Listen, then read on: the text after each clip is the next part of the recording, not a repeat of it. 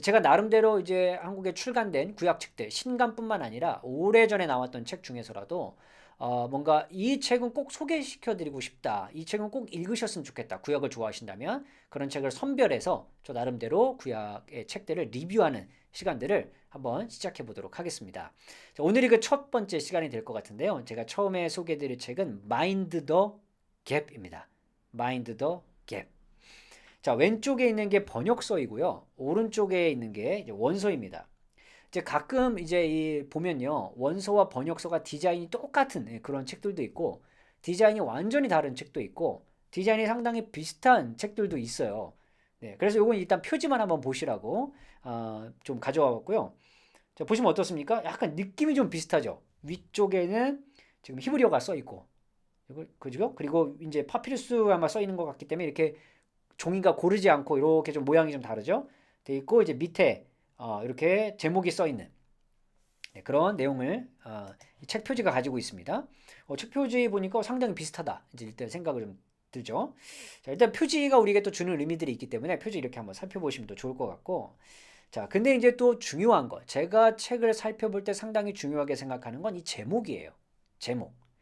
왜냐면 이게 번역서지 않습니까? 이게 이제 번역이 돼서 책이 올 때 번역서의 제목 그대로 거의 직역에 가까운 그런 책의 제목을 삼는 출판사들이 있고요. 아니면 의역에 가까운 이제 번역을 하는 경우도 있고, 아니면 책 제목과는 완전히 좀 다른 방향으로 제목을 삼는 경우들도 이제 있습니다. 아마 그러면 이 출판사의 의도가 있을 수 있을 것 같거든요. 저도 이제 그런 생각을 했습니다. 자, 그래서 제가 이거 뭔가 다른 게 있네? 이게 뭐가 다르냐면요. 자, 여기 보시면 between the Old and New Testament. 자, 여기에 이제 부분이 있는데 다른 부분은 좀 이해가 되는데 여기 부분이 지금 여기 제2 성전기라고 이제 번역이 되었단 말이죠. 근데 이렇게 번역을 하면 이게 뭔가 직역을 했다라고 보기에는 되게 어려워요. 왜냐하면 여기는 이제 신약과 아니 구약과 신약이니까 사이니까 여기는 신구약 중간사라고 생각할 여지가 있습니다. 신구약 중간사인데 자, 그러면 오히려 제목을요. 신구약 중간사 문헌으로 예수 이해하기 이렇게 번역을 해야 맞을 것 같은데 왜 제2성전기라고 했을까? 왜냐면 제2성전기는 또 따로 부르는 이제 세컨 템플이 있거든요. 용어가. 근데 신구약 중간기로 보느냐 제2성전기로 보느냐는 거의 연도가 겹치기 때문에 뭐 비슷하게 보는 분은 계실 수도 있지만 꽤 연도 차이가 날 수도 있거든요. 자, 그래서 제가 이 궁금한 걸 그냥 잊지 않고 출판사에 직접 연락을 했습니다. 그래서 왜 이 제목을 이렇게 번역하셨는지 궁금합니다. 그랬더니 이 번역하신 분이시자 이 책의 이 출판사의 대표이신 분께서 이걸 직접 저자에게 문의를 하셨다 그래요. 왜냐하면 이걸 번역하면서 이 번역자분도 이게 궁금했다 그래요. 저와 똑같은 궁금함을 가졌다고 합니다. 그래서 신구약 중간기 문헌으로 예수 이야기로 번역하는 게 나을지 아니면 뭐 다른 방법이 좋을지에 대해서 문의를 하셨다 그래요. 그래서 저자가 답변해준 내용을 제가 그대로 받아서 충분히 이해를 하게 됐습니다. 제가 그걸 여러분에게 오늘 소개해드리려고 그래요. 야, 어느 리뷰에서도 이렇게 소개 안 해드리는데 소개를 해드리겠습니다. 여러분 일단 신구약 중간사, 신구약 중간기라고 하는 이 기간을요. 어떻게 보느냐에 따라서 학자들의 의견이 굉장히 다양합니다. 일단 길게 보는 분들은요. 유다가 망하자마자 예를 들면 주전 587년, 기원전 587년부터 시작해서 언제까지 볼 거냐? 어떤 분들은요. 세례 요한과 관련져서 세례 요한이 출현하기 직전이나 아니면 출현했을 때까지로 봐야 된다. 이런 분들도 있고요. 아니다. 이거를 오히려 이 제2성전기 문헌과 관련되기도 하지만 그 이성전이 파괴된 해력성전이 파괴된 70년까지 봐야 된다. 이런 분들도 있고요. 아니다. 이 문헌들이 좀 더 완성됐다고 볼 수도 있는 100년 정도까지는 봐야 되지 않겠냐. 이런 분도 있어요. 계시고요. 587년이 아니라 이건 시대적으로 뭔가 말라기가 끝날 때쯤으로 봐야 되지 않겠느냐. 이렇게 해서 400년부터 또 시작하는 분들도 계시고요. 아니다. 다니엘을 봐라. 또 이런 분들이 계셔서 또 200년부터 시작하는 분들도 있어요. 이러다 보니까 신구약 중간기를 어디에서부터 볼 것이냐는 굉장히 많은 차이가 있습니다. 이게. 그런데 제2성전기, 제2성전기라고 하면요. 나름 일반적으로 거의 동의되고 있는 학자들 사이에서 연대가 있어요. 그게 뭐냐면 기원전 520년에서 515년쯤 여기 사이 때쯤 아마 수르바벨의 성전이 완성된 제2성전이 완성된 시기라고 봅니다. 이 사이에서부터 헤롯 성전이 파괴된 70년. 자, 요 사이를 거의 거의 인정하고 있습니다. 자, 그리고 아마 이 사이에 흔히 말하는 이제 외경들이 다 이제 거의 다 기록이 됐죠.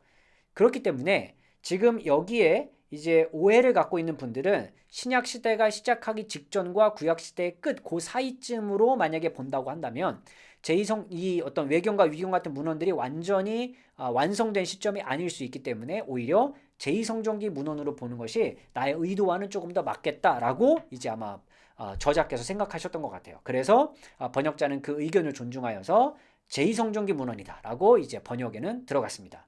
자, 그럼 우리가 제목만 봐도 사실 이 저자가 이 책에서 무슨 이야기를 하고 싶어 하는가에 대해서 우리가 알 수 있습니다. 왜냐면 이 제목은 자기의 모든 주장을 굉장히 압축한 한 문장이거든요. 그럼 일단 그러니까 주 제목이 마인드 더 갭이잖아요. 이 마인드 더 갭은 영국 지하철에 있는 문구이기도 한데 이게 뭐냐면 우리 그 승강장과 그 다음에 열차를 탈 때 그 사이에 있는 공간이죠. 네, 그걸 이제 주의해서 타라고 하는 그 말일 텐데 그 공간을 바로 의미하는 게 마인드 더 갭입니다. 우리도 이제 거기 발 빠짐에 주의하세요. 이제 우리도 이렇게 지하철에서 안내하지 않겠습니까? 자, 그렇기 때문에 이 이야기는 이 신약과 구약과 신약 사이에 있는 그 사이 공간, 바로 그 공간에 대해서 이 저자가 말하고 싶어 했기 때문에 그렇습니다. 조금 더 세부적으로는 제2성전기, 그때 당시에 완성된 문헌들을 가지고 예수님이라는 분을 이해하는 데 도움을 주는 내용을 내가 이제 설명하려고 한다. 바로 이 책이라고 볼 수 있겠습니다. 자, 좀 더 구체적으로 들어가 볼게요. 자, 저자의 이야기 중에서 특히 서론은 너무 중요합니다. 서론. 저는 서론을 직접 인용을 통해서 서론을 통해서 저자가 말하고 싶어하는 핵심이 무엇인가를 제 나름대로 정리해드려 보려고 해요. 근데 이 책 같은 경우에 뭐 영화도 마찬가지겠지만 이게 흔히 독자 반응 비평을 할 경우가 많거든요. 그러니까 저자의 의도와 상관없이 내가 그냥 내가 읽고 싶은 대로 읽히는 경우가 많아요. 근데 그건 이제 어떻게 보면 독자의 상상력이 또 발휘될 수 있는 영역이기 때문에 그건 아마 저자들도 다 이제 이해하는 영역입니다. 하지만 저자의 의도를 좀 알면 뭔가 또 책을 이해하는 데 또 도움이 되겠죠. 근데 제가 생각할 때 요 20페이지와 24페이지에 있는 요 내용이 중요한 핵심인 것 같습니다. 자, 직접 인용이고요. 자, 예수와 그의 메시지를 이해하기 위해서 우리는 1세기 유대교에 대한 기본적인 이해를 가져야 한다. 그 이해를 얻기 위해서 단지 구약을 읽는 것만으로는 충분하지 않다. 예수의 유대 세계는 구약에서 온 것이 아니라 그의 시대의 유대교로부터 왔다. 24페이지예요. 고대 유대 문헌을 신약의 배경 문헌으로 축소시키는 것이 아니라 신약을 훨씬 더 큰 고대 유대교 세계 일부로 이해해야 한다. 라고 설명하고 있습니다. 그러니까 이 신약을 더 넓은 세계로 보는 거죠. 고대 유대교라고 하는. 그래서 다른 어떤 난제들을 풀어나갈 때 고대 유대 문헌들을 이제 소개하는 경우가 바로 이유 경우와 비슷한 경우라고 생각하시면 좋겠습니다. 좀 구체적인 내용으로 들어가면요. 자, 제가 이제 그 챕터, 그러니까 목차 중에서 몇 개를 좀 이렇게 볼게요. 저는 이제 책을 보거나 리뷰할 때 제목, 그 다음에 원서가 있다면 원서와의 비교, 그 다음에 저자의 서문, 그 다음에 목차, 여기만 봐도 거의 저자의 의도를 알 수 있다 생각하기 때문에 목차를 또 저는 굉장히 유념해서 봅니다. 저는 이제 목차를 중심으로 여러분에게 설명드려 볼게요. 자, 구약 성경은 언제 기록되었나? 여기는 딱 또 부제가 붙어 있어요. 간략한 연대기. 근데 정말 간략한 연대기가 들어가 있어요. 간단한 구약 성경의 기록 연대. 그러니까 구약 성경들이 언제쯤 기록이 되었는가 아주 간략하게 설명이 되어 있습니다. 왜냐면 이제 그 고대 유대 문헌으로 넘어가기 전에 설명을 위해서요. 자, 그 다음에 고대 유대교와 그 문헌들을 소개합니다. 1부 2장에서 제2성전기 문헌을 소개합니다. 자, 사해 두루마리. 자, 주전 2세기의 작품이고요. 쿰란 공동체와 영향을 주고받을 가능성이 아주 크다라고 보는 것이죠. 또 쿰란은요, 왜 중요한데요? 쿰란이 왜 중요하냐면 쿰란 공동체 아니면 쿰란에서 나온 다양한 문서들이 특히나 이제 요한 문헌과 아주 깊은 관련이 있다라는 학자들의 연구가 지금까지 굉장히 많이 있었습니다. 요한 문헌은 이제 요한 복음과 요한계시록 이제 의미하는 거고요. 거기에 굉장히 쿰란과 비슷한 내용들이 참 많이 있습니다. 되게 중요한 이제 학자들 사이에서는 해석하기든 뭐든 성서학을 공부할 때 이 쿰란 문헌 사이두루마리는 너무너무 중요하고요. 그다음에 72년 최초의 구약 번역서죠. 헬라어로 번역한 주전 3세기부터 이제 쓰여진 걸로 기록된 걸로 알려져 있는데 언제쯤 완성됐는가에 대해서는 학자들의 의견이 좀 많습니다. 여러 의견이 좀 있어요. 보통은 뭐 주후 1세기나 2세기까지 가지 않겠나 이렇게 보는 분도 있고 아니면 1세기에서 끝났겠다 이렇게 보는 분도 있고요. 어쨌든 3세기부터 아마도 좀 번역된 것 같아요. 신약 시대에 신약 사람들이 보았던 구약 성경 의 가능성이 꽤 큰 게 바로 이 70인역입니다. 자, 그 다음에 에녹 일서 이거 너무 중요하죠. 많은 위경들이 에녹 일서를 참고했다라고 말을 너무 많이 하고 있습니다. 에녹 일서는 너무너무 중요한 위경이고요. 희년서도 너무 중요한데 왜냐면 창세기와 출애굽기의 내용을 당시 사람들의 맥락의 어떤 이해를 따라서 재서술을 한 거예요. 그 원래 있던 내용들을. 그래서 희년서는 너무 또 중요하게 많이 보는 위경이고요. 바루기서와 에스라사서 헤롯 성전 파괴 이후 역사가 어땠는지에 대해서 아주 도움을 많이 주는 책이라고 볼 수 있습니다. 자, 이런 책의 내용들이 어떤 것인지를 1부 2장에서는 아주 자세하게 소개를 하고 있습니다. 자, 2부는요. 이제 고대 유대 문헌들 앞에서 본 이제 소개된 여러 문헌들을 통해서 이제 예수님을 이해하는데 어떤 도움을 받을 수 있겠는가를 이제 구체적으로 설명하는 거예요. 유대인이신 예수님에 대해서. 그런데 보시면 이 주제가 몇 개로 선정되어 있어요. 메시아, 그 다음에 영들, 그리고 율법, 그 다음에 부활과 천사. 이 주제를 가지고 이제 설명하는 거예요. 그 외의 주제들도 있을 수 있는데 그건 이제 이 저자, 이 책의 영역 바뀌고요. 자, 요 주제. 그런데 굉장히 예수님과 관련된 중요한 주제는 다 들어있죠. 자, 이 주제를 왜 예수님은 이런 말씀을 하셨고 이런 생각을 하셨고 당대 왜 이런 상황이 있었는지에 대해서 우리가 고대 유대교랑은 또 넓은 맥락에서 봐야 예수님의 이 메시지를 우리가 좀 더 잘 이해할 수 있다. 라고 이제 저자는 생각하는 거죠. 자, 구약은 마지막 때에 오실 메시아에 대한 본문이 없습니다. 그냥 하지만 제2성경기 문헌은 오실 메시아에 대한 예언으로 구약을 해석합니다. 특히 이제 쿰란 같은 경우가 그렇고요. 뭐 그 외에 다른 이야기들도 많이 있고요. 자, 그래서 메시아라는 그 사상, 그걸 이해하기 위해선 제2성경기 문헌 이해가 필수입니다. 그러니까 확 튀어나온 게 아니에요. 신약 시대 때. 이미 그 전부터 메시아에 대한 이야기가 쭉 이어져 왔었고 이제 그게 여기까지 이어지고 있다라는 이제 이해로 생각하시면 좋습니다. 자, 그다음에 귀신과 더러운 영들이죠. 자, 구약에는 영들의 기원이 없습니다. 그리고 영들이 활동하는 본문도 많지 않습니다.